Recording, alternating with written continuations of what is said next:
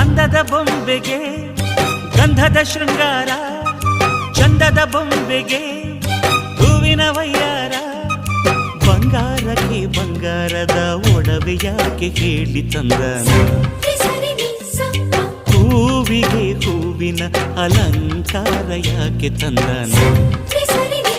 ನಿನ್ನ ನಗುವೆ ಬಂಗಾರ, ಮೌನ ಅಲಂಕಾರ, ನಿನ್ನ ಅಂದವ ನೋಡಿ ನಾನು ಕವಿಯಾದಲ್ಲ.